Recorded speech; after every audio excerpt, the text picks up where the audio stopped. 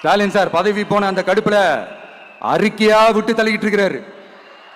என்ன பண்ணீங்க உங்களுடைய ஆட்சியில? மக்கள் பணத்தை, டாஸ்மாக்ல இருந்து அடிச்ச அந்த பணத்தை, ஊழல் செஞ்ச அந்த ஃபைல க்ளோஸ் பண்றதுக்கு அலையா அலைஞ்சிங்க.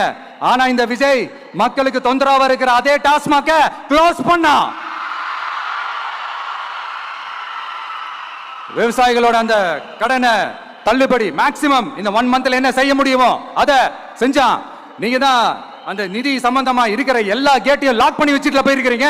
அதை சரி செய்ய வேணாமா? அதை ஒழுங்குபடுத்த வேணாமா? அதனால மறுபடியும் சொல்றேன், இந்த விஜய் பொய் சொல்லி ஏமாத்துறதுக்காக அரசியலுக்கு வரல. உங்க கூடவே நிக்கிறதுக்காக மட்டும்தான் அரசியலுக்கு வந்திருக்கிறேன். அதுல எந்த மாற்று கருத்துமே கிடையாது. கவலையப்படாதீங்க விவசாய பெருமக்களே. அடுத்து இந்த சட்டம் ஒழுங்கு, அது சரியில்லை இது சரியில்லைன்னு சொல்லி திமுகவும் மற்றும் பலரும் மாறி மாறி கூவுறீங்க.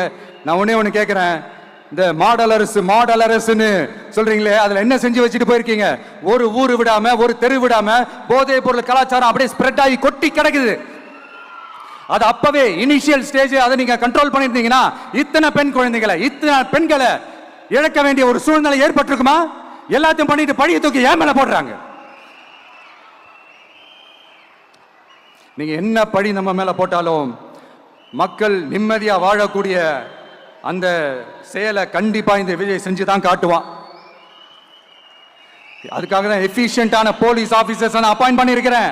எஃபிஷியன்டான அந்த போலீஸ் ஆபீசர்ஸ் டீம் நான் அப்பாயிண்ட் பண்ணியிருக்கிறேன். பெண்கள் பாதுகாப்பான அந்த சிங்கப்பெண் காவல் படை நெக்ஸ்ட் வீக் அதை இனாகரேட் பண்ண போறோம். தப்பு செஞ்சவங்களுக்கான தண்டனை, அதுக்கான சார்ஜ் ஷீட் எல்லாமே ரொம்ப ஃபாஸ்டா, ரொம்ப ஸ்பீடா செய்யறதுக்கான அந்த வேலையை செய்ய சொல்லி இருக்கிறோம். கோர்ட்ல கூட தப்பு செஞ்சவங்களுக்கான அந்த கடுமையான தண்டனை வாங்கி கொடுக்கிறதுக்கான அந்த வேலையையும் ரொம்ப சீக்கிரமா செய்ய சொல்லி இருக்கிறோம்.